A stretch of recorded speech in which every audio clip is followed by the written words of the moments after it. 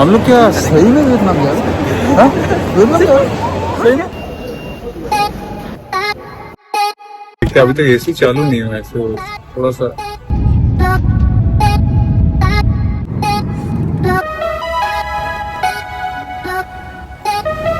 अभी हम पहुंचे हैं वियतनाम एयरपोर्ट पे। हम लोग एयरपोर्ट से निकले हैं और यहाँ पे जो है, रुके रुके रुके रुके, इतना भी क्या जल्दी है। वियतनाम एयरपोर्ट से बाहर जाने का जो कहानी है बताएंगे, उसके पहले थोड़ा बातचीत। Welcome back to the second episode of our Vietnam chapter. दुनिया सानी है में आपका स्वागत है। एक्चुअली मैं कुछ इन्फॉर्मेशंस देना चाहता हूँ, जैसे immigration, e visa, money transfer, e SIM, flight tickets, ये सब जो प्रोसेस है ना, कब लिए, कहाँ से लिए, कितना चार्जेस है, ताकि आप लोग जब वियतनाम जाने का प्लान कर रहे हो या जब भी जाओ हेल्प हो जाएगा। तो आप एयरपोर्ट तो पहुंच गए लगेज के साथ, वियतनाम के लिए एकदम तैयार। हम लोग अभी कहाँ पहुंच गए? इंटरनेशनल।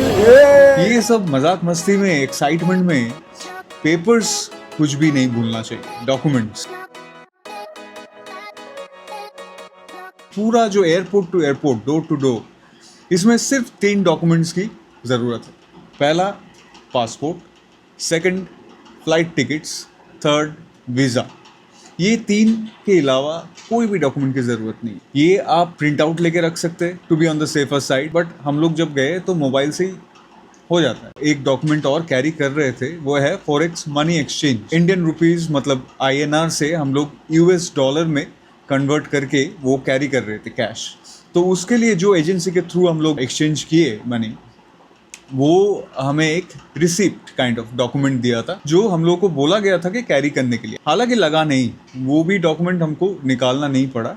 पर ये मनी एक्सचेंज का जो है, मैं वीडियो के एंड में अच्छे से बता दूंगा। सो नंबर 1 पासपोर्ट, वो तो वैलिड होना ही है, नहीं तो वीज़ा कैसे मिलेगा। अब नंबर 2 फ्लाइट टिकट्स। कोई भी वेबसाइट जहाँ पे सस्ता मिले, डिस्काउंट मिले, और जितना पहले से करोगे, 2 महीना पहले, 3 महीना पहले, तो डिस्काउंट मिलने के चांसेस भी ज़्यादा रहते हैं। सीट में अभी बस बैठी है फ्लाइट के। वियतनाम एयरलाइंस का सबसे अच्छा रिव्यूज़ है, और अच्छा भी था। टाइम पे डिपार्चर, लैंडिंग, स्पेस भी, लेग स्पेस बोलो, सीट्स वगैरह, खाना भी अच्छा था। मतलब overall it was a good experience.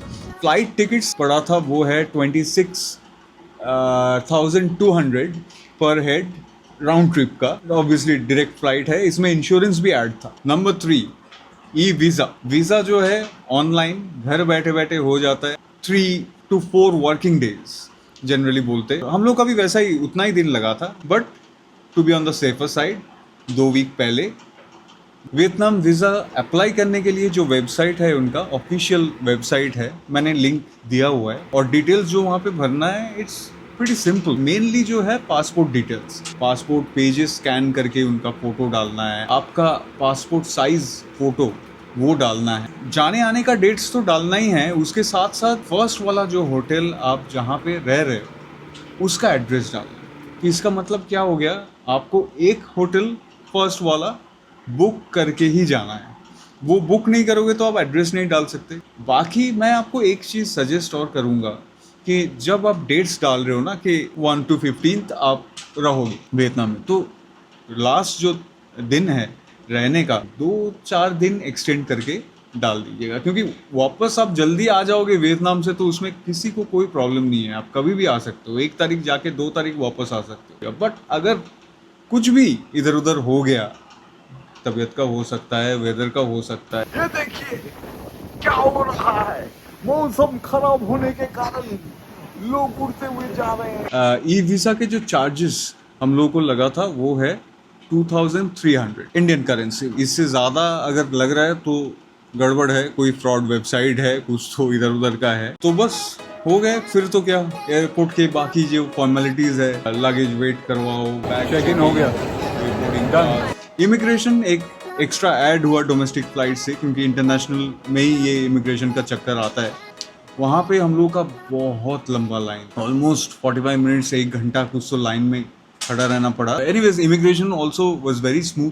वही 3 डॉक्यूमेंट्स लगे हमको, passport, flight tickets and visa. मेरा टोपी उतारने को बोले, चश्मा उतारने को बोले। वहाँ पे ऊपर एक कैमरा लगा हुआ होता है, वहाँ से वो फ़ोटो लेते और मैच करते पासपोर्ट के फ़ोटो से। फिर फ़्लाइट में बैठे, एक्साइटमेंट इतना था, नींद नहीं आ रहा था कि बट फ़्लाइट का जो टाइमिंग था वो तो 11:45, मतलब हम लोग का सोने का टाइम है। पर थोड़ा बातें बातें कर रहे थे वहाँ पे, स्क्रीन पे कुछ फिल्म देख रहे थे। फिर खाना आ गया, खाने के बाद थोड़ा बहुत सोने की कोशिश किए, जब भी मारे फिर देखा कि टाइम तो हो ही गया। 4.5 घंटा कैसे पार हो गया हमको पता भी नहीं चला। बट प्रॉब्लम एक ही है यहाँ पे, हम लोग 5:45 को पहुँच रहे हैं हनोई, और होटल जो कि हम लोग बुक किए थे, और करना ही पड़ेगा बिकॉज वही मैंने बोला वीज़ा में होटल का नाम देना पड़ेगा। तो होटल का चेक इन था 2 बजे। तो अभी ये सिर्फ वो होटल का नहीं, मैक्सिमम वियतनाम में होटल्स जो है चेक इन रहता है 1-2 बजे अराउंड दोपहर को, और हम लोग तो पहुंच गए सुबह सुबह 6 बजे। अभी करेंगे क्या? रात को नींद भी नहीं हुआ ढंग से, फिर तो पूरा दिन वेस्ट हो जाएगा, कहीं घूम नहीं पाएंगे पूरा। तो इसका एक ही सॉल्यूशन है, होटल को पहले से कॉल करो और बोलो कि एक रूम रखने के लिए फॉर अर्ली चेक इन। तो हम लोगों ने वही किया, लास्ट ओरिया रूबी होटल, वहाँ पे पहले से कॉल करके हम लोग इंडिया से ही बता दिए थे कि हम लोग सुबह सुबह पहुँचेंगे, हमारे लिए एक अलग से रूम रखो। छोटा वाला रूम उन लोगों ने बंदोबस्त कर दिए थे, at least there was a washroom, bed. ये ज़रूरी है, ये लगता है कि अरे क्या फालतू में पैसा जाएगा, वो तो पैसा लेगा ही, एक्स्ट्रा पैसा लिया भी था। वियतनाम तो पहुँच गए, एयरपोर्ट से अपना लगेज वगेज ले लिए सब, अभी बस सफ़र शुरू होने की देरी। पर एक बात बताइए, एयरपोर्ट से आपने जो भी होटल बुक किया वहाँ पहुँचोगे कैसे? 3 ऑप्शंस है। पहला number, local city bus. Airport help desk में जाके पूछ लीजिएगा कहाँ से बस है, वहाँ पे लगेज लेके जाना पड़ेगा, बस के लिए थोड़ा इंतज़ार करना है, फिर बस में हो सके सीट मिले ना मिले। जो सोलो ट्रैवल कर रहे हैं ना, लगेज कम है, उनके लिए परफेक्ट है, क्योंकि बस तो एकदम होटल के डोर स्टेप में छोड़ेगा नहीं। सस्ता है बट थोड़ा सा मेहनत है इसमें। सेकंड वाला जो ऑप्शन है वो इसका एग्जैक्ट उल्टा, एक्सपेंसिव है पर मेहनत ज़ीरो।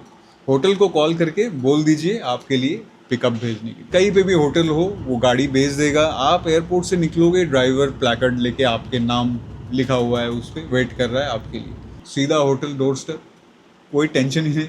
तीसरा वाला ऑप्शन जो है, जो हम लोगों ने किया था, ग्रैब बुक करना। अभी ये ग्रैब क्या है? ग्रैब है वहाँ का लोकल टैक्सी, जैसे ओला उबर इंडिया में जैसे रहता है। मैं एक चीज़ सजेस्ट करूँगा आप लोगों को कि इंडिया से ही ग्रैब का जो ऐप है फ़ोन में पहले से डाल के रख दीजिए, तो एयरपोर्ट का वाईफाई यूज़ करके ग्रैब से कैब बुक कर लीजिए। अच्छा, एयरपोर्ट सेक्शन से जैसे ही आप बाहर निकलेंगे, वहाँ पे 2-4 ऐसे वियतनामीज लोकल्स आ जाएंगे, आपको सीधा डायरेक्टली अप्रोच करेंगे। टैक्सी चाहिए, कौन सा होटल में जाना है, मेरे पास गाड़ी है, टैक्सी है, मैं लेके जाता हूँ, लगेज लेके जाने की कोशिश करेंगे, आपको मतलब हेल्प कर रहे हैं। ऐसे होता है, हर जगह पे ऐसे लोग मिलते हैं। कौन सा फ्रॉड है, कौन सा सही है, पता नहीं। मेरा मानो तो अवॉइड, ठीक है। अब सवाल ये है कि ग्रैब को आप पे कैसे करोगे, क्योंकि यूपीआई तो वहाँ पे चलेगा नहीं, cash is the only option. वहाँ का जो लोकल करेंसी है वियतनामीज डोंग, VND शॉर्ट में, वो अगर आप कैरी कर रहे हो तो फिर ठीक है, अगर नहीं भी कर रहे हो तो उसमें भी कोई प्रॉब्लम नहीं है।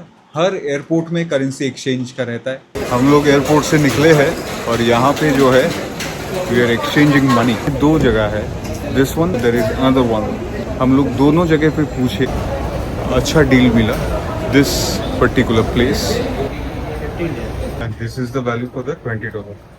हनोई सिटी में बहुत सारे शॉप्स है, करेंसी एक्सचेंज वाले शॉप्स, जहाँ पे एक्सचेंज होता है, और वहाँ पे जो रेट्स है वो 100% एयरपोर्ट से बेटर है। तो एयरपोर्ट में जितना आपको ज़रूरत है, ये टैक्सी का हो या फिर कुछ खाने के लिए, उतना ही कर लीजिए, बाकी बाद में।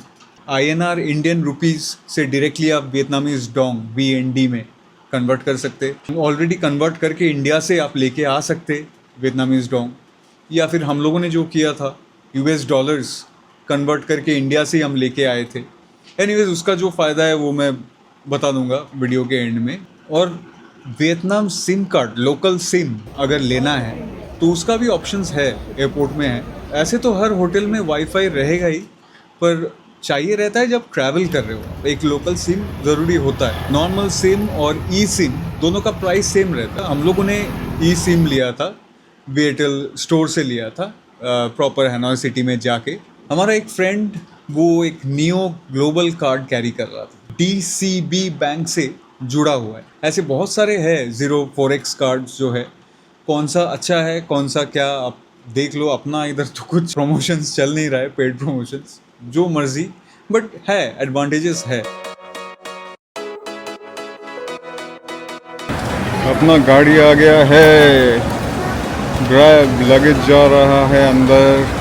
ऐप से हम लोग ले लिए, ग्रैब बुला लिए and we are going in. चलो please.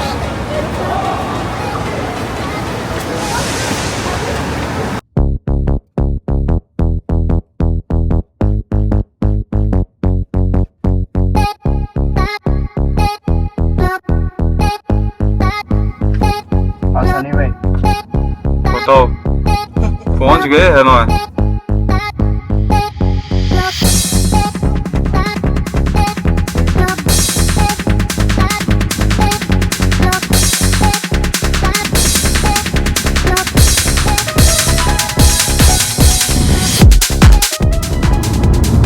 Can you pull the window down a bit? What? Window down? Oh no. No? Sorry. Yeah. Okay.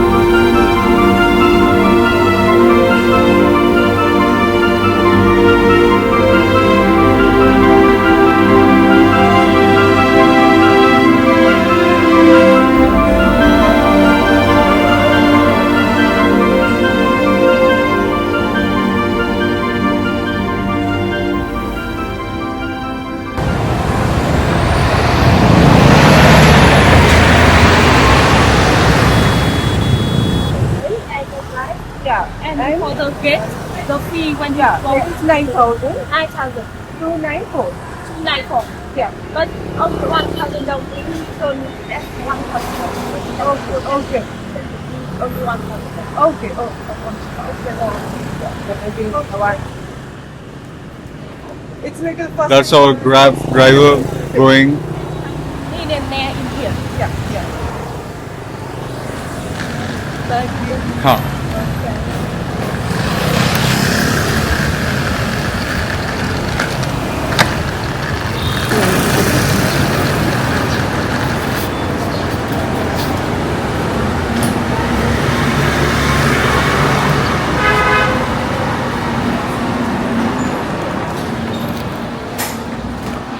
Oh, we have some tea, coffee, or some juice to welcome you. You want I will go for juice. Yeah, juice? juice. Let me, Yeah, juice. let me. Finally in Hanoi, the first hotel of our trip, and this is La Storia Hotel, Ruby Hotel. Now we train to Elena Ruby Hotel. because we have two more hotel, Okay. so we change the name to Elena Ruby Hotel. Yeah. Cool.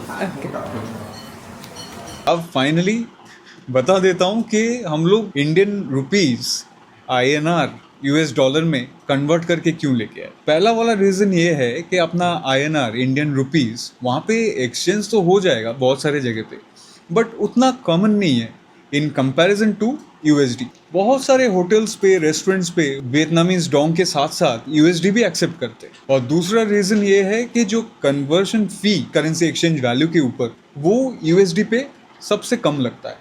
तो बस अभी का कहानी यहाँ तक। Episode 3 में मिलेंगे, Hanoi city explore करेंगे। Bye bye, see you.